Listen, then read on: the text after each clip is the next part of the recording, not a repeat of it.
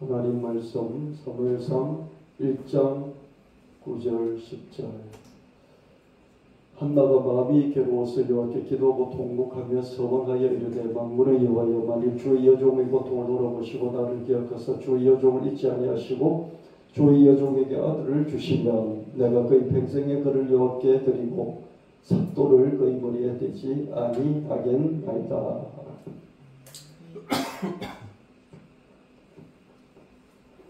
한나가 하나님 앞에 기도하고 통곡하면서 서원을 했습니다. 맹세를 했죠. 아들을 주십시오. 아들을 주시면 다시 그 아들을 하나님께 돌려드리겠습니다. 사무엘상 1장 19절 20절. 그들이 아침에 일찍 일어나 여호와 앞에 경배하고 돌아가 라마의 자기 집에 이르니라. 엘가나가 그의 아내 한나와 동침하며 여호와께서 그를 생각하신지라. 한나가 임신하고 때가 이름에 아들 낳아 사무엘이라 이름하였으니 이는 내가 여호와께 그를 구하였다 함이더라. 하나님께 간절히 기도했고 그 기도를 하나님께서 들으시고 하나님께서 한나를 생각해 주셔서 아들을 임신하고 낳게 되었습니다. 그래서 그 아들 이름을 사무엘이라고 이름을 지었는데요. 사무엘이라는 뜻은 내가 하나님께 간절히 구하여서 하나님이 이 아들을 주셔서 이 아들을 낳았다. 사무엘, 하나님께 구하였다. 이런 이름을 지었습니다. 사무엘상 1장 21절 22절. 그 사람 엘가나와 그의 온 집이 여호와께 매년제와 서은제를 드리러 올라갈 때 오직 한나는 올라가지 아니하고 그의 남편에게 이르되 아이를 젖대거든 내가 그를 데리고 가서 여호와 앞에 뵙게 하고 여기서 거기에 영원히 있게 하리이다 하리. 한나는 자기가 소원하여서 아들을 낳는 것을 잊지 않았고요. 또 아들을 하나님께 바치겠다.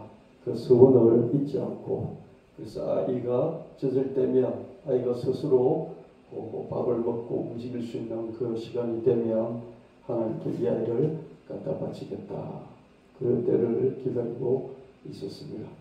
사무엘상 1장 24절 25절. 저절된 후에 그를 데리고 올라갈 새 수소 3마리와 밀가루 1에바와 포도주 1가죽 부대를 가지고 실로 여호와의 집에 나아갔는데 아이가 어리더라. 그들이 수소를 잡고 아이를 데리고 엘리에게 가서 한나는 사무엘이 저절되자마자 사무엘을 실로의 성소에 맡기기 위해서 재물, 수소를 또 포도주를 또 밀가루를 가지고 성소로 올라갔습니다. 하나님께 아이를 갖다 맡기되 또 제물과 함께 드리기 위해서 또 성소로 올라갔습니다. 사무엘상 1장 26절 28절. 한나가 이르되 내 주여 당신의 사심으로 맹세하나이다. 나는 여기서 내 주 당신의 곁에 서서 여호와께 기도하던 여자라. 이 아이를 위하여 내가 기도하였더니 내가 구하여 기도한 바를 여호와께서 내게 허락하시니라. 그러므로 나도 이 아이를 여호와께 드리되 이 아이의 평생을 여호와께 드리나이다 하고 그가 거기서 여호와께 경배하니라. 한나는 사무엘의 이 출생이 기도했고 그 기도의 응답인데 그냥 기도가 아니라 서번 기도, 이 아이를 하나님께 온전히 드리겠다. 그 기도의 응답이었음을 다시 한번 엘리 제사장 앞에서 하나님 앞에 고백하고 이 사무엘, 어린 사무엘을 저절된 사무엘을 이 성소에 맡깁니다. 우리가 뭔가를 계획을 하고 또 하나님께 기도했을 때 하나님께서 그 기도한 대로 응답을 주시면 그 첫 마음을 잃어버릴 때가 많지 않습니까? 첫 마음은 온전했었는데 하나님께서 응답을 주시면 온전치 않고 그죠? 90%로 변하고 50%로 변하고 아예 그냥 1%로 변해버리는 그런 게 우리 마음이기 쉽습니다. 한나는 마음을 그대로 변심하지 않고 하나님 앞에 지켜나갔던 것을 볼 수가 있습니다. 사무엘상 2장 18절 19절. 사무엘은 어렸을 때 세마포 에봇을 입고 하나님 앞에서 섬겼더라. 사무엘의 어머니가 매년 드리는 제사를 드리러 남편과 함께 성소로 올라갈 때 작은 겉옷을 새로 지어다가 사무엘에게 입혔더니 한나는 아들 사무엘이 얼마나 보고 싶었겠습니까? 한나는 해마다 제사를 드리는 그 절기 예절 때 실로에 있는 성소에 올라갔어요. 그 올라갈 때마다 아들 사무엘에게 옷을, 겉옷을, 아내는 에봇을 입으니까 그죠? 겉옷을 지어다가 갖다 입혔습니다. 이 한나가 1년 동안 살아가야 할 이유는 1년에 한 번씩 절기 때만 올라갈 때 그 아들 사무엘을 만나는 것이고 또 그 아들에게 새 옷을 갖다 지어서 입히는 이것이 한나의 살아갈 이유였습니다. 여러분, 살아가야 할 이유가 있는 사람은 어떤 것에도 꺾이지 않고 계속 살아갈 수 있습니다. 여러분, 우리 민족은 한이 많잖아요. 너무너무 한이 많습니다. 외적의 침입을 많이 받아서 부모를 잃고 가족을 잃은 그런 한이 있고요. 삶의 여러 가지 가난 속에서 고통들이 많이 있기 때문에 애환이 많고 한이 서려 있습니다. 그럼에도 불구하고 잘 살아야 되겠다, 잘 살겠다, 잘 살아서 부모를 잘 동양을 하고 자식을 잘 키우겠다, 이런 목표가 있었기 때문에요. 우리 5천년의 역사를 이어왔다고 생각이 듭니다. 우리는 이런 살아가야 할 그런 이유를 발견할 수 있어야 되는데요.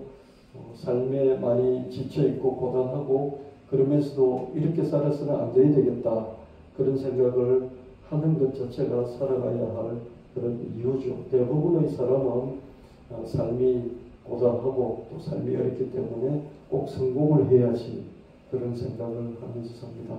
그래서 돈을 많이 벌겠다, 그런 사람도 있고요. 처음부터 장사를 하겠다, 또 처음부터 재능을 유감없이 발휘해서 이 재능을 가지고 출세를 하겠다, 또는 공부를 많이 해서 좋은 대학을 나오고 좋은 직장에 들어가겠다, 이런 삶의 목표들이 다 있습니다. 그런데 어려움없이 이 자라난 사람들은 어떻습니까? 살아갈 이유를 별로 발견하지 못하고요. 또 성공해야 될 이유를 발견하지 못하잖아요. 그래서 아무 걱정이 없고 염려가 없고 또 꿈이 없는 이런 사람들이 간혹 있는데요. 그런 사람일수록 어떻습니까? 깊이 생각을 하고 자기 삶의 목표를 또 살아가야 할 이유를 가지지 않을 것입니다. 저도 곰곰이 생각을 해봤어요. 제가 대학을 가기 전에는 내가 꼭 대학을 가야 되겠다. 그래서 이 현재의 삶에서 벗어나야지, 이런 목표를 가지고 그냥 눈 뜨면 시작해서 눈 감기까지 이제 공부했던 그런 시절들이 있었고요. 그리고 이제 목회를 해서 교회를 개척하겠다, 해야 되겠다. 그랬을 때 눈 뜨면 기도고 눈 감을 때까지 계속 교회를 개척하는 이런 목표를 가지고 또 살아가야 할 그런 이유를 가지고 준비했던 그런 기억들이 있습니다. 이제 목회 한 25년 이렇게 되니까요. 내가 살아가야 할 이유가 뭐지? 교회에 테마 말씀 예배당을 짓고 이런 목표들이 있는데 이게 내가 살아가야 할 그런 이유일까? 이런 생각도 하면서요. 제가 자꾸 여러분에게 지난주도 모세의 어머니 요게벳이 살아가야 할 이유죠. 40년 만에 아들 한 번 만나고 저절대자 그 파라오 왕실로 보냈던 그 아들을 40년 만에 한 번 만나기 위해서, 또 80년 만에 또 한 번 만나기 위해서 살아가야 할 그런 이유를 가지고 살아갔을 것이다. 그래서 그 아들을 만나기까지는 죽을 수도 없었을 것이다. 그런 말씀을 드렸잖아요. 그러면서 여러분에게 여러분의 살아가야 할 이유가 무엇인지 발견하시고 그걸 붙잡으시라고 그렇게 제가 권면을 해드렸는데요. 그러면 너는, 목사, 너는 너가 지금 살아가야 될 이유가 뭔가? 앞으로 살아가야 할 그런 이유가 뭔가? 그랬을 때 제가 이 가난을 벗어나기 위해서 나는 공부를 해야지 했던 그런 절실한 그런 게 잡히지 않고요. 그리고 또 교회를 개척해야지, 교회를 개척해서 교회를 세워서 하나님 사명을 감당해야지 하는 그런 절실함이 지금 이 나이에 저에게 있는가 했을 때 그만큼 절실하지는 않았다. 그런 생각이 들면서 내가 살아가야 할 이유가 뭘까? 그걸 다시 한 번 더 곰곰이 생각해보면 오늘도 한나의 삶을 통해서 또 한 번 생각해보면 그런 저 자신이기도 합니다. 여러분도 여러분이 남은 생애가 10년 있고 20년, 30년, 40년, 50년 남은 생애가 있잖아요. 그 남은 생애 평생 동안 살아가야 할 이유 한 가지가 여러분 있으면 그 한 가지를 붙잡고 사는데 한 가지만 있지는 않잖아요. 그렇죠? 모세의 어머니 요게벳 같은 경우는 한 가지밖에 없었을 거예요. 그렇죠?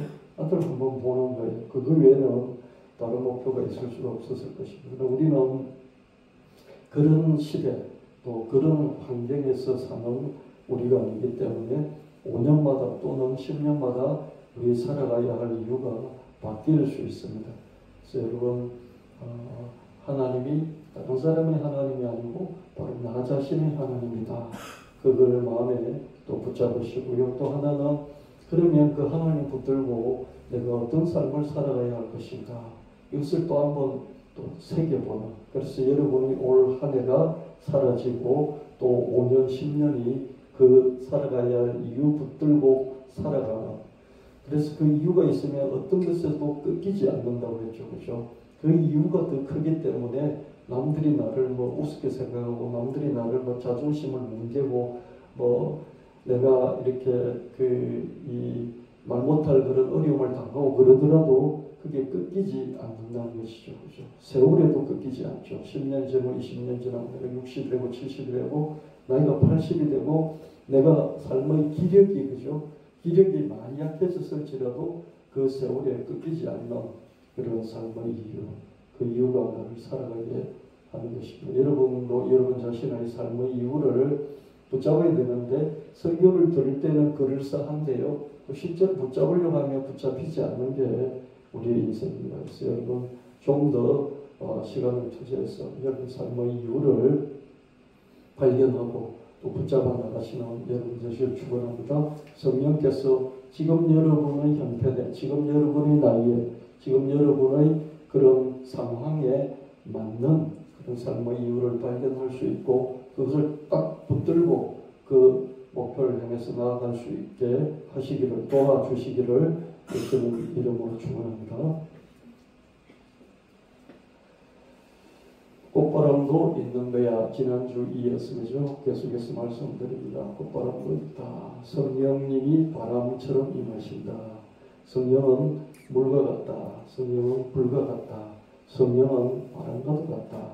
성령을 우리가 볼 수도 없고 성령을 볼 수도 없는데 그 성령을 뭔가 전달해야 되기 때문에 그렇죠. 뭘로 전달한다고 했습니까? 볼 수 없는 것을 볼 수 있는 것으로 전달한다고 그랬죠. 그렇죠? 그래서 성령을 물과 같은 성령, 불과 같은 성령, 바람 같은 성령 이렇게 표현합니다. 바람과 같은 성령이라고 한다면 그 바람이 어떤 바람이냐는 것이죠. 근데 그 바람이 태풍처럼 휘몰아치는 바람도 있고요. 그러나 태풍만 바람이더냐 미풍도 바람이다. 해오리 바람이 있다면 실바람도 있고 칼바람이 있다면 꽃바람도 있고 항소바람이 있다면 산들바람도 있는 것이죠. 돌개바람처럼 갑자기 회심한 사람이 있죠. 그렇죠? 회심이란 게 뭐냐면 마음을 이렇게 가다가 획 유턴하는 이것을 회심이다 이렇게 마음을 이렇게 돌린다는 거죠. 나는 하나님도 안 믿고 하나님도 모르고 나는 예수 같은 거 안 믿어 이렇게 했던 사람이 어느 날 확 돌아서 하나님을 믿기 시작하고 예수를 순종하며 따르기 시작한다는 것이 이런 게 회심인데요. 돌개바람처럼 확 돌아가는 거죠. 갑자기 한순간에 확 돌아서는 성령이 그렇게 만드신다는 성령이 그 사람에게는 돌개바람처럼 임해서 바꿔주시는 것이죠. 이렇게 하나님 믿는 사람도 있고 산들바람처럼 살며시 회심한 사람도 있습니다. 우리 바게스 학생 같은 경우에는 엄마 따라서 아버지 따라서 교회 오기 시작했어요. 어렸을 때부터 그죠? 자기가 오고 싶어서 온 게 아니에요. 아버지 따라서 어머니 따라서 왔어요. 그래서 언제 자기가 성령이 바람처럼 임해서 확 돌아서서 하나님을 믿은지 몰라요. 이렇게 쭉 신앙생활을 해가면 자기가 언제 힘을 하고 하나님을 믿은지 모른다고요. 이런 경우가 산들바람에 해당되겠죠. 그렇죠? 예배드릴 때 하나님을 생각하니까 하나님이 좋고 설교 말씀을 드리니까 좋고 그 정도 산들바람이 산들산들 이렇게 스쳐 지나가는 그 정도이지 확 돌아서는 뭔가 돌풍이 나한테 임하는 거죠. 그런 것을 느끼지 못하는 것이죠. 그래서 대부분 뱃속에서부터 하나님을 믿었던 사람은요, 자기가 바람 속에서 평생을 살았어도 바람을 느끼지 못하는, 그래서 태풍을 만났다 이렇게 신앙 간증을 하는 이 사람 얘기를 들으면 어떻습니까? 나는 하나님을 그렇게 만난 적이 없는데 나는 하나님을 한 번도 만나지 않았다는 것인가? 이렇게 스스로 회의감이 들기도 하죠. 그렇죠? 그래서 간증을 조심해야 되고요. 또 간증을 교회에서 세울 때도 조심해야 되는 이유가 그게 있는 것이죠. 처음부터 태어나서 처음부터 끝까지 하나님 안에 있었던 그런 사람이 갑자기 안 믿다가 세상 속에서 이게 하나님 안으로 들어온 그 사람이 호들갑 떠는 거죠. 호들갑 떠는 것을 보고 자기가 오히려 그죠? 위축감을 느끼는 그런 것들은 문제가 있다 그렇게 생각합니다. 강한 감정을 부러워하지만 기죽지 마. 그렇게 강하지 않았다면 성령께서 강한 바람을 불지 않았다면 돌아서지 회심하지 못했을 것 아니냐. 그래서 어렸을 때부터 교회 안에서 조용히 하나님 앞에서 순탄하게 믿어온 이런 사람들은 그런 사람들에게 부러워하기보다는 야 네가 얼마나 못돼 먹었으면 그렇게 강한 성령의 바람을 만나지 않았다면 돌아오지도 않았겠지. 그런 마음을 가지면서 축복해주는 이러면 좋을 거다 생각을 해봅니다. 성령님은 태풍처럼 임하시기도 하고 미풍처럼 임하시기도 하고 강한 감정이 내가 이랬는데 하나님을 만났다고 그러면서 막 내가 3일 금식을 했는데 있잖아 뭐 그러면서 간증을 하는 그런 사람은 그런 자기 색깔대로 하나님을 믿고 살아가면 된다. 모태신앙인대로 자기 색깔대로 나는 하나님이 성령이 실바람처럼 산들바람처럼 오셔서 한번 기도할 때 그냥 마음이 편안하고 또 찬양하면 기쁘고 또 하나님 말씀 들으면 내 마음에 힘이 생기고 그러면 된다는 것이죠. 성령님은 큰 교회에 임하시기도 하고 성령님은 작은 교회에 임하시기도 하죠. 그런데 어떻습니까? 큰 교회는 뭔가 행사가 자꾸 많아요. 우선 교육이 많고 행사가 많고 프로그램이 있고 세미나가 있고 컨퍼런스 열고 집회가 많아요. 뭐 성령 집회도 하고 뭐 치유 집회도 하고 집회가 많으니까 어떻습니까? 거기에 성령이 계신 것 같단 말이죠. 그렇죠? 그리고 작은 교회는 성령이 없어 보인다는 것이죠. 그러나 큰 교회는 자기 빛깔대로 행하면 되는 것이고 작은 교회도 자기 빛깔대로 행하면 되는 것입니다. 큰 교회의 덩치를 고려하지 말고 기죽지 마. 그렇죠? 목사도 큰 교회의 어떤 그 시스템이라든지 거기 여러 가지 프로그램 또 거기서 하는 여러 가지 집회들 부러워하기도 하고 거기에 참여하기도 하고 배우려고 가기도 하고 그렇게 합니다. 근데 저도 목회하면서 많이 다녀보기도 했는데요. 지나놓고 보면 그럴 필요가 정말 없었다. 정말 배짱을 가지고 하나님 믿고 하나님과 나 사이에서 그죠? 맺어나가는 그 관계 그 속에서 자기에게 주어진 그런 목회를 감당하면 됐지. 뭘 그런 데를 돌아다녔을까. 시간도 아깝다. 그런 생각을 되돌아보면서 할 때가 있다는 것이죠. 큰 교회 세미나, 컨퍼런스, 집회 이런 것들을 기웃거리지만 작은 교회, 개척교회 목사라든지 작은 교회 목사는요. 뭔가 자기 교회를 키워보려고 부흥시켜보려고 그래서 하나님의 능력을 동원해보려고 큰 교회, 부흥한 교회, 성령한 교회가 뭔가 특별한 비결이 있었겠지. 그래서 그 비결을 배우려고 그 교회, 큰 교회들이 하는 세미나나 컨퍼런스, 집회, 프로그램 이런 것들을 참여하고 그걸 그대로 도입하려고 그게 애를 많이 쓰는데요. 그것도 충분히 필요하다고 생각합니다만은 지나놓고 보면 자기 현실에 맞지 않는 것이죠. 그죠? 강남의 귤을 강북에 갖다 심으면 팽자가 된다고 그러잖아요. 강남의 땅에서는 그게 귤이 되지만은 강북으로 옮겨 심는 순간에 그 나무가 그 토양에서 팽자만 열매를 만들어내는 팽자로 바뀐다고 그러죠. 자기의 그 현장에 따라서 달라질 수밖에 없다는 그런 말씀이시죠. 그래서 성령은 그 현장에 맞도록 여러분 바람이 골바람이 있잖아요. 골바람이 뭡니까? 골짜기에서 부는 바람이에요. 골짜기에서는 산바람을 불 수 없어요. 골짜기에서는 골바람이 부는 거예요. 산에서는 어떻습니까? 산바람이 불잖아요. 그죠? 겨울에는 겨울바람이 불고 봄에는 봄바람이 불잖아요. 그죠? 그런 상황에 따라서 어떤 현장이냐에 따라서 달라진다는 것이죠. 그죠? 그래서 성령께서도 똑같이 임하시지 않고요. 사람에 따라서, 교회에 따라서, 형태에 따라서, 시대에 따라서 다르게 임하신다. 그렇게 저는 믿습니다. 작은 교회는 안 맞는 대외 가시용일지도 몰라. 교회가 조금 크면요, 한국 교회를 섬기겠다고, 작은 교회를 섬기겠다 그러면서 무슨 컨퍼런스 같은 거 여러 가지 자꾸 시골 교회, 작은 교회, 개척교회 목사들 모아놓고 막 자기들이 마이크 잡고 가르치고 그래야죠. 그런 것 자체가 저는 필요하기도 하지만 정말 그 교만한 잘못된 것일 수도 있겠다 이런 생각을 해요. 그 목사들 보고 너희 현장에 맞는 목표를 잘 하십시오.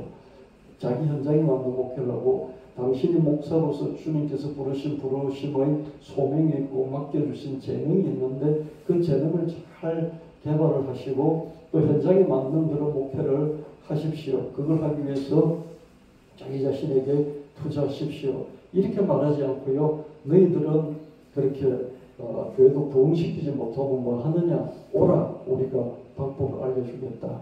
이게 저는 교만이라고 생각하는 거죠. 다 맞지 않잖아요. 그죠? 자기가 입어야 될 옷이 아니지 않습니까? 그죠? 작은 교회는 작은 교회다운 길을 가면 되는 거야. 태풍만 바람이 되면 일풍도 바람이지. 해오리 바람이 있다면 실바람도 있고 칼바람이 있다면 꽃바람도 있는 거야. 지난 12월부터 이렇게 3월 지금까지도 칼바람이 많이 불었잖아요. 이제 꽃바람이 불 때가 되었죠. 그죠? 시간에 따라서 또 장소에 따라서 환경에 따라서 사람에 따라서 성령의 바람이 다르게 불고 있다. 그렇게 여러분 기억해 주시면 좋겠습니다. 그래서 여러분 목사에게 임한 성령이 아니고요. 여러분에게 임한 성령. 그 성령이 실바람이든지 태풍이든지 그 성령을 붙들고 여러분 성령이 나와 함께 계신다. 그것을 믿으시고 그죠. 다른 사람한테 우리가 배울 것은 배워야 되겠지만은 가장 먼저는 자기 자신을 믿고 자기 자신에게 투자하고 그리고 자기가 잘하는 게 뭔지를 자꾸 생각하며 그 잘하는 것을 더 발전시켜 나가려고 하는 그런 여러분의 기준, 삶의 기준이 되시기를 예수님의 이름으로 축원합니다. 주인공이 될 수 있나요? 나는 아이돌 가수가 아니고 유명 배우도 아니에요. 심지어 무명 가수도 아니고 무명 배우도 아니에요. 무명 가수가 되면 어떻습니까? 그래도 남들 앞에서 노래 부르잖아요. 무명 배우는 어떻습니까? 그래도 남들 앞에서 연기를 하지 않습니까? 그렇죠? 그저 나는 누구냐 그럴 때 작은 동네에 아주 작은 교회를 다닐 뿐이고요. 그렇죠? 저는 여러분을 생각하면서 그렇죠? 앞에 꽃바람도 있나요? 그거는 작은 교회 목사들. 제가 이렇게 20년의 세월을 흘러왔잖아요. 그럼 이제 목회 막 개척하고 목회하고 작은 교회 시작하는 이런 많은 목사들이 있습니다. 그런 분들을 생각하면서 찬양을 만들었었고요. 이거는 동네 작은 교회. 동네 작은 교회를 섬기는 제가 서울에서 이런 사역을 했었잖아요. 그러면 온갖 사람들이 다 오는데요. 거기 오는 사람들 중에서요. 청년들도 오고 장년들도 오는 사람들 중에서 온누리 교회도 다니고 여의도 순복음 교회도 다니고요. 사랑의 교회도 다니고 수만 명 되는 그런 교회 다니는 사람들이 막 와요. 오면서 이제 이렇게 개인적인 상담도 하고 그러다 보면요, 자기가 어느 뭐 이런 커뮤니티의 팀장이래요. 어느 공동체에 섬기고 있대요. 그래서 그 공동체가 구역 같은 건데요. 그 구역이 뭐 70명이래요. 굉장히 우리 교회보다도 크잖아요. 그런 얘기를 또 수도 없이 들으면서 제가 서울에서 이렇게 사역을 했었어요. 근데 그런 여러분들도 이제 직장생활 하다 보면 어느 교회 다니면 어느 교회 다닌다. 그럼 우리 목장이 있는데 우리 목장 일주일에 한 번씩 모임을 갔는데 그 모임에 10명이 모이는 거죠. 목장이 어떻습니까? 한 목장이 우리 교회만 하잖아요. 그랬을 때 이런 작은 동네에 아주 작은 교회를 다니고 섬기는 우리 성도들도 기죽을 수 있겠구나. 그런 덩치와 숫자에 눌려서 기죽을 수 있겠다. 그런 것들이 부러워할 수도 있겠구나. 이런 생각을 저도 목사로서 하게 됩니다. 이렇게 작은 동네에 작은 교회를, 아주 작은 교회를 다니는 나 같은 사람은 무명 가수도 아니고 무명 배우도 아닌데 누가 알아줄까? 헌금을 많이 하고 싶어도 벌이가 시원치 않고요. 예수님은 헌금을 요구하지 않았어요. 그죠? 예수님은 헌금 많이 내라 이런 말을 한 적이 없어요.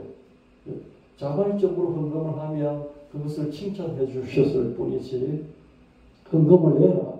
죽은 사람을 살려주고 나서 나 인생 나부의 아들 살려주고 나서 내가 살렸으니까 집 한 채 내놔라 이런 말씀을 하신 적이 없어요.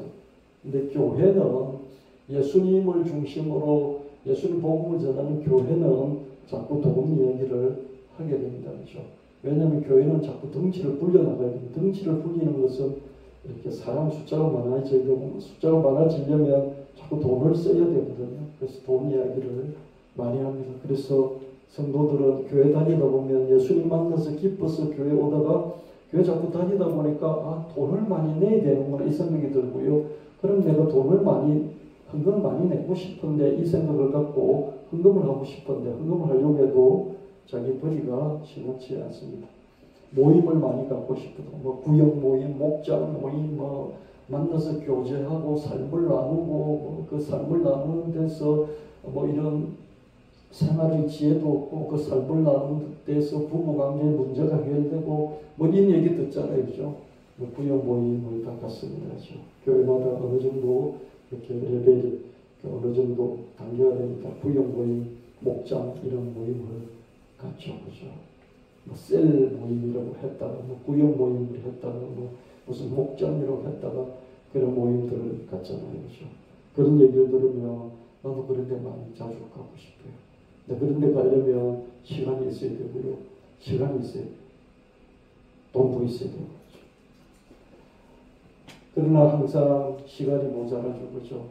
여러분, 벌이가 시원찮을수록 몸을 많이 움직여야 되고요. 몸을 많이 움직이는 동안 시간을 다 거기다 투자하는 것이죠. 그죠? 원자까지 갔으니까 투잡서리잡 하잖아요. 투잡서리잡 하는데 구역 모임 갈 수 있어요? 투잡서리잡 하는데 무슨 목장 모임 가가지고 2시간, 3시간 거기서 차 한잔 마시고 이렇게 우아한 시간들 보내면서 자기 삶을 나눌 수 있겠어요. 그죠? 기도도 많이 못하고요. 먹고 살기 바쁜데 언제 기도합니까? 언제 성경을 읽습니까? 그죠? 일어나도 주님 사랑하시나요? 정말 일어나도 사랑하시나요? 일어나도 주님께 주인공이 될 수 있습니까? 무명 아이돌 가수도 아니고 유명 배우도 아니고 무명 가수나 무명 배우도 아닌데 주님이 나를 주인공처럼 나를 인정해 주실 수 있습니까? 가난한 가부는 동전 2개를 드렸는데요. 생활비 전부를 넣었다는 칭찬을 받았죠. 그 성경을 훑어보니까 어떻습니까? 가난한 가부, 그죠? 가난한 가부가 자기 생활비 하루에 2만 원 이래 칩시다. 아니 한 달에 2만 원 이래 칩시다. 그걸 예수님이 너무 좋으니까 틀어서 예수님 집회에 참석하고 설교를 듣고 나서 그 헌금통에 그걸 다 넣었어요. 그랬을 때 예수님이 그분을 아셨든지 생활 형편을 아셨든지 칭찬을 하셨잖아요. 생활비 전부를 작은 돈이지만 동전 2개 달랑이었지만은 그러면 생활비 전부를 넣었다. 그러면서 칭찬을 해주시죠. 주님은 양으로, 액수로 상대평가를 하시지 않고 절대적으로 그 사람 형편에서 얼마를 넣느냐, 얼마를 들었느냐, 그걸 보신 것이죠. 수로보니게 여인은 동전 2개도 못 드렸죠. 그죠? 세상에서 성경에서 가장 뭐라고 그럴까요? 한 것이 없는 사람을 한 사람 뽑으라 그러면 저는 수로보니게 여인, 삭개오는 예수님 만나고 어떻게 했습니까? 뭐 자기 가진 거가 내가 혹시 이렇게 남의 거 뺏은 게 있으면 4배로 갚겠습니다. 내 자식 절반을 강한 사람에게 내놓겠습니다. 이랬잖아요. 그죠? 수로보니게 여인은 한 게 뭐가 있어요? 와서 예수님 앞에서 따박따박 말대답한 것밖에 돼 있나요? 그죠? 따박따박 말대답했어요. 그죠? 예수님이 이렇게 야, 네 딸이나 상관없어. 그러니까 네 딸이라니요. 개들도 이렇게 주인의 상에서 떨어지는 부스러기 먹는데요. 뭐 그러면서 따박따박 대답한 것밖에 없다고요. 동전 2개도 못 들었죠. 그죠? 예수님이 칭찬해 주시고 야, 너 말을 그런 식으로 하면 야, 내가 그렇게 너를 밀쳐냈는데도 계속해서 나를 파고드는 걸 보니까 너 믿음이 대단하다. 너 말에 믿음이 실려 있구나. 칭찬을 하셨잖아요. 그러고 나서 감사합니다. 그러면 그 즉시로 이제 딸의 귀신이 쫓겨나가고 나왔잖아요. 그죠? 근데 감사해서 동전 2입을 넣었다. 이런 거 성경 구절에 나와 있지도 않아요. 아마 안 넣었을 거예요. 늘 경황 놓고 돈도 준비해 오지도 못했겠죠. 그죠? 동전 2개도 못 드리고요. 면박이 눈물 흘렸지 않고 또박또박 대답했어요. 믿음의 바른을 야, 너가 말을 이렇게까지 하느냐? 말 참 한번 잘했구나. 엄청 잘했다는 그런 칭찬을 받았습니다. 헌금을 많이 못하고 성경을 많이 못 읽어도 형편대로 자기 형편대로 헌신하고 형편대로 헌신하지 못하더라도 수로보니게 여인처럼 믿음의 중심을 보인 양 주인공처럼 주님의 인정을 받을 수 있나요? 주님이 인정을 해주셨죠. 그죠? 그렇다면 진짜 안심입니다. 나도 할만한데요. 나 같은 사람은 무명 배우도 아니고 무명 가수도 아니고 작은 동네 아주 작은 교회를 섬기는 아주 작은 교회 예배드리러 다니는 나 같은 사람도 주님 앞에서 얼마든지 주인공이 될 수 있겠네요. 그럼 해볼만 하잖아요. 안심이에요. 한번 열심히 믿어볼게요. 형편대로 헌신하고 내 믿음의 중심을 내볼게요. 형편대로 내 형편대로 헌신하고 믿음의 중심을 내볼게요. 형편대로 헌신한다는 게 그죠? 아무것도 안 하겠다 그런 말이 아니에요. 내 형편 안에서 최선을 다하겠다. 힘껏 하겠다. 이런 말씀이죠. 그죠? 그리고 믿음의 중심. 내가 주님을 믿는 믿음의 중심을 지키고 그것을 필요할 때는 주님 앞에 보여드릴게요. 이런 말씀입니다. 그래서 나도 주인공이 될 수 있나요? 우리 누구도 주님 앞에서 얼마든지 주인공이 될 수 있어. 그러려면 너 형편에 맞도록 주님 앞에서 최선을 다해서 헌신해야 되고 형편을 넘어서서 헌신하는 게 아니야. 나는 상대평가하지 않아. 나는 절대평가야. 너희 형편에서 너가 할 수 있는 최대치를 나는 보는 거야. 그리고 믿음의 중심, 그것을 나는 보고 싶어. 이게 예수님의 마음이다. 그래서 여러분 다른 덩치를 보지 마시고 큰 숫자들을 보지 마시고 여러분 자신을 보시고 여러분의 형편 안에서 주님 안에 최선을 다할 수 있는 그리고 여러분 늘 믿음을 주님 앞에 드릴 수 있는 여러분 되시기를 예수님으로 축원합니다. 아멘.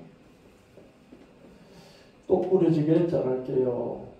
어느 날 내 마음에 들어오신 분, 한순간 눈물을 뚝 멈추게 하신 분, 나쁜 것들을 싹 치우게 하신 분, 또 내 손을 꼭 잡아 주시는 분, 옛 버릇을 꾹 눌러주시는 분, 새 출발을 쭉 밀어주시는 분, 내가 잘못하면 콕 집어주세요.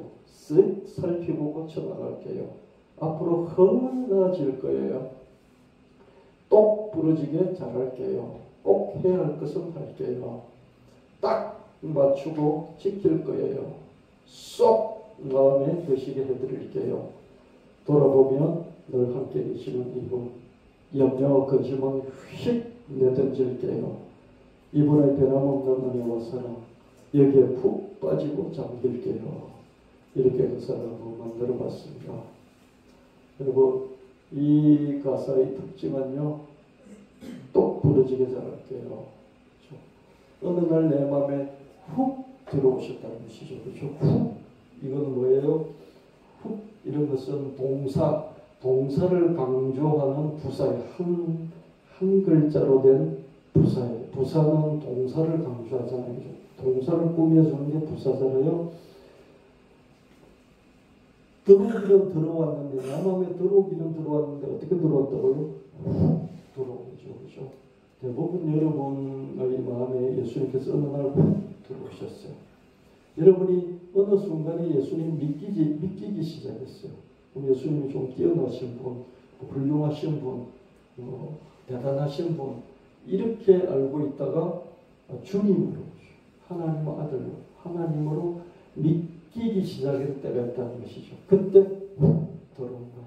여러분 마음에 예수님께서 훅 들어왔어요. 그래서 그전에는 한숨도 쉬고 눈물도 흘리고 또 삶의 원함도 갖고 원통함과 비통함도 있고 억울함도 있었지만 그걸 뚝 멈추게 하셨어요. 여러분이 예수님 믿고 성령으로 거듭났을 때, 그렇죠? 그때는 자기 삶을 비참하게 생각하고 한숨 짓고 눈물 흘리고 그리고 억울해하고 그런 것들이 없어지기 시작해요. 그쳐지는데 뚝 그치는 거죠. 제가 예수님 성령으로 거듭나서 예수님 믿기 시작했을 때 그전에도 목회신앙으로 믿었어요. 그러다가 너무너무 삶이 고달프고 혼자서 뭔가 이렇게 막 객지생활하면서 잘 살아야 되면서 자기 자신을 몰아붙이면서 이렇게 삶을 계속 살았을 때 그 몰아붙이는 게 어느 순간까지는 되는데 계속해서 몰아붙이면요 탈이 나게 돼 있죠. 그렇죠? 고장이 나게 돼 있습니다. 그래서 제가 한숨을 자꾸 쉬는 거예요. 30초에 한 번씩 한숨을 내쉬는 거예요. 이 젊은 청년이 그죠? 한숨 자기도 모르게 한숨 쉬는 옆에서 사람이 너가 왜 그렇게 한숨을 자주 쉬냐 말해주지 않으면 모르는 거죠. 내 예수를 믿고 모든 내 마음의 평안이 찾아왔을 때 한숨 쉬는 버릇이 없어져 버렸어요. 뚝 멈춘 것이죠. 나쁜 것들을 싹 치우게 하시고 그전에는 나쁜 것들이 많이 있었잖아요. 나쁜 것들이 있는데 야 이제 다 끊어버려 싹 치워버리게 이렇게 만들어 주시고 그럼에도 불구하고 싹 치운데 어떻습니까? 또 어질러지잖아요. 싹 치웠어요. 근데 또 시간 지나면 또 어질러지죠. 그죠? 그래도 다시 내 손을 꽉 붙잡아 주시면서 야 또 치워. 부모가 그러잖아요. 치우라 그래서 다 치워놨는데 다음에 또 한 이틀 지나보면 그 아들의 딸의 책상이 방이 다 어질러져 있잖아요. 그죠? 다시 또 손잡아 주시면서 같이 치워주지. 야, 이 치워. 그러시는 분이시죠. 그리고 옛버릇. 내가 성령으로 거듭나도 그죠? 옛버릇이 다 없어지지 않고 또 불쑥 솟아나잖아요. 그죠? 그때 우리가 예수님을 생각하고 말씀을 생각하면 이렇게 한 번씩 눌러줄 수 있잖아요. 이전에는 푹 터졌어요. 예수를 믿고 난 이후부터는 성령으로 거듭난 이후부터는 이걸 꾹 한 번씩 눌러주죠. 자기도 누르고 하나님이 주님이 눌러주시는 것이죠. 새 출발을 쭉 밀어주시는 내가 이렇게 다시 새롭게 시작하겠습니다. 그랬을 때 그래 해봐라 그러면서 냅두시는 분이 아니라 해봐라 그러면서 밀어주시되 중간에 울퉁불퉁 넘어지기도 하지만 계속해서 쭉 끝까지 밀어주시는 그런 분이시다. 그래서 이런 분 앞에 이렇게 고백하는 것이죠. 내가 이렇게 주님 앞에서 잘 살려고 해도 잘못하면서 살 때가 있을 거예요. 그럴 때는 콕 집어줘요. 야, 너 이를 고쳐. 라고 말해주세요. 야, 너 발음을 고쳐. 너 얼굴의 인상을 좀 고쳐. 이렇게 미간을 찡그리지 말고 쫙 펴. 어깨를 이렇게 웅크리지 말고 쫙 펴라고 이렇게 콕 집어주세요. 그러면 다음번에 할 때는 그렇게 콕 집어주시면서 우리가 고칠게요. 쓱 살피고 고쳐나갈게요. 이렇게 야, 뭐 이렇게 웅크리고 있어. 이렇게 어깨 펴. 라고 콕 집어주시면 내가 그랬구나. 이렇게 쭉 살펴보고 어떻습니까? 바로 딱 고치겠다. 이런 말이죠. 앞으로 헐라질 거예요. 헐이라는 것은 뭐냐면 한 글자로 된 부사인데요. 헐은 뭐냐면 생각한 정도보다도 훨씬 더 많이 이런 뜻이에요. 나는 요 정도 바랬는데 헐 많이 주시네요. 헐은 내가 바랬던 것보다도 더 많이 그 정도가 더 크게 이렇게 헐이죠. 그죠? 앞으로 헐 나아질 거예요. 똑 부러지게 잘 할게요. 꼭 해야 할 것은 할게요. 딱 맞추고 지킬 거예요. 그래서 주님 마음에 쏙 드시가. 쏙이라는 게 뭐예요? 이런 어떤 그 구멍이 있으면 그게 쏙 들어간다 그러잖아요. 그게 구멍에 딱 맞게끔 들어가는 이게 쏙이잖아요. 내 마음에 쏙 들어온다 그랬을 때 그죠? 훅 들어가는 것도 있지만 쏙 들어올 수 있잖아요. 그죠? 주님 마음에 쏙 들어가게 해드리겠습니다. 돌아보면 늘 함께 계시는 이분, 그분이라고 하다가요, 이분으로 바꿔봤어요. 이분이라고 하면 그분은 저기 계시는 이분은 여기 있잖아요. 그렇죠? 그리고 돌아본다는 건 뭐예요? 내가 늘 혼자인 것 같은 생각이 들 때가 많이 있어요. 그렇죠? 근데 돌아보면, 기도해보면, 생각해보면, 뒤돌아보면 이게 주님이 늘 계신다. 염려와 근심 휙 내던져 드릴게요. 살아가면서 염려도 근심도 참 많이 있잖아요. 이렇게 딱 붙들고 확 던져버릴게요. 휙 던져버릴게요. 이분의 변함없는 은혜와 사랑, 그 은혜와 사랑에 그 은혜와 사랑 거기라 하지 않고 여기라고 표현했습니다. 여기에 푹 빠져서 잠겨들겠습니다. 이렇게 만들어놨어요. 제가 이 찬양가서를 만들어 놓고요. 이렇게 뭐 쏙이니 푹이니 딱이니 똑이니 이런 부사어 하나를 가지고 이 동사나 삶을 이야기하잖아요. 삶의 행동이잖아요.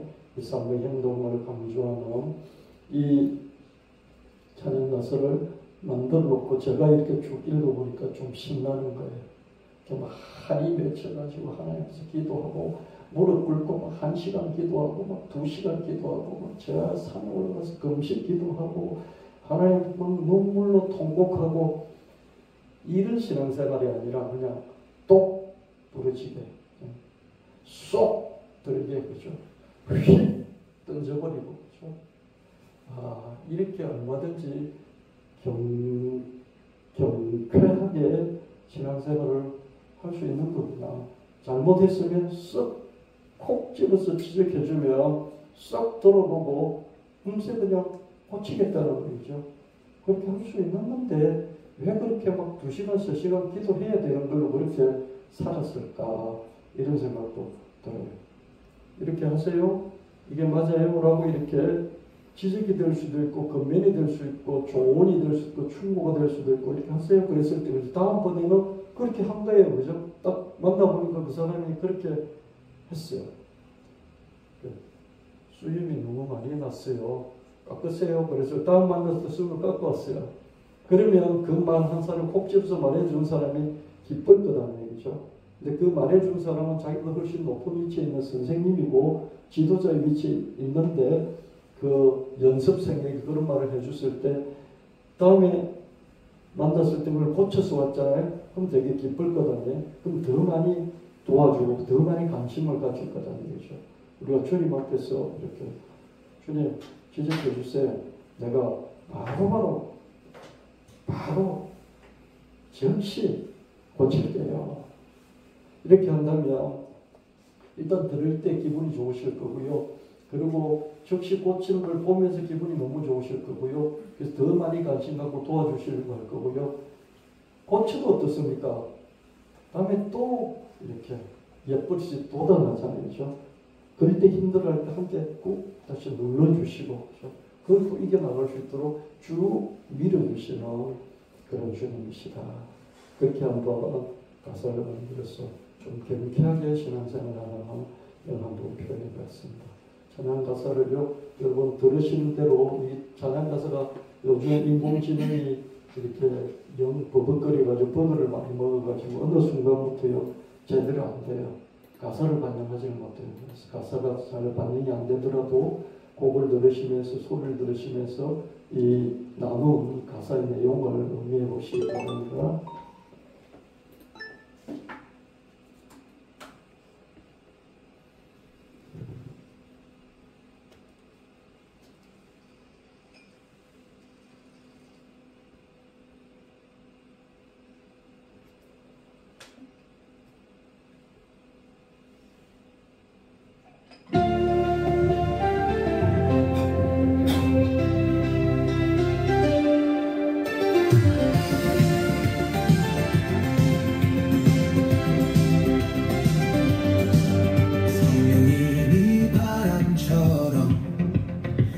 맛이 나는데 어떤 바람처럼 이 마시는 것일까?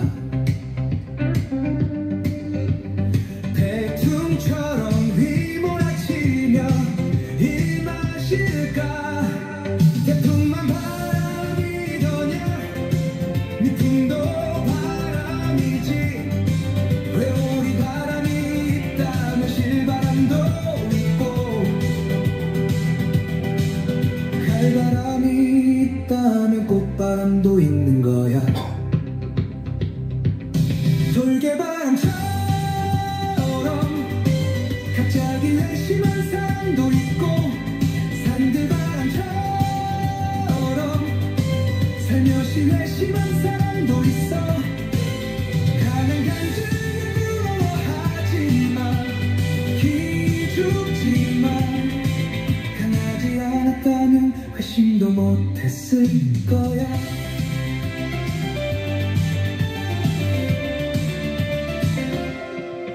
성령님은 태풍처럼 임하시기도 하고 성령님은 미풍처럼 임하시기도 하지. 강한 간증인도 자기 색깔대로 믿으면 되고 모태신앙인도 자기 색깔대로 믿으면 되지. 성령님은 큰 교회 임하시기도 하고 성령님은 작은 교회에 임하시기도 하지. 큰 교회도 자기 빛깔대로 행하면 되는 거고 작은 교회도 자기 빛깔대로 행하면 되는 거지. 큰 교회 덩치를 부러워하지 마 기죽지 마.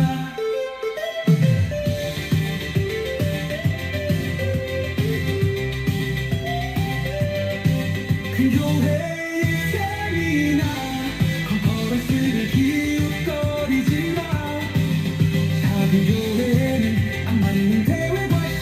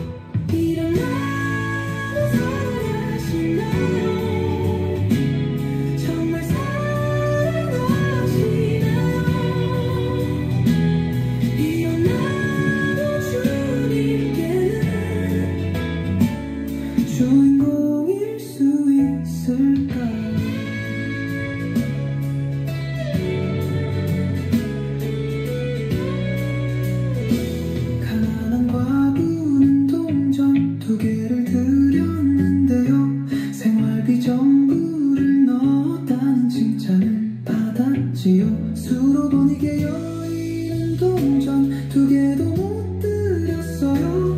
면박에도 물러서지 않고 또박또박 대답했어요. 믿음의 발언을 엄청 잘했다는 칭찬을 받았지요. 헌금을 많이 못하고 성경을 많이 못 읽어도 형편대로 헌신하고 믿음의 중심을 내보이면 주인공처럼 주님의 인정을 받을 수 있나요?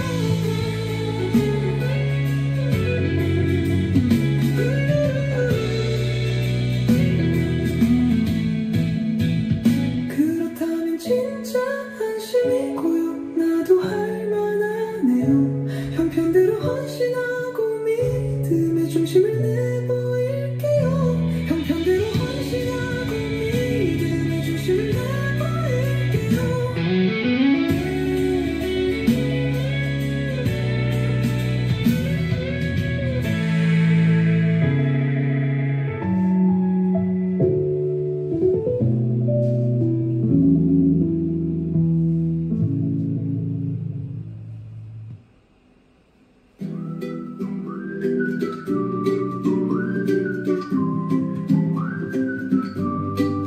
어느 날 내 마음에 훅 들어오신 분, 한숨과 눈물을 뚝 멈추게 하신 분, 나쁜 것들을 싹 지우게 하신 분, 또 내 손을 꼭 잡아주시는 분, 옛 버릇을 꾹 눌러주시는 분, 새 출발을 쭉 밀어주시는 분, 잘못하면 콕 집어주세요. 쓰살피도 고쳐나갈게요. 앞으로 훨 나아질 거예요. 똑부러지게 잘할게요. 꼭 해야 할 것은 할게요. 딱 맞추고 지킬 거예요. 속 맘에 드시게 할게요.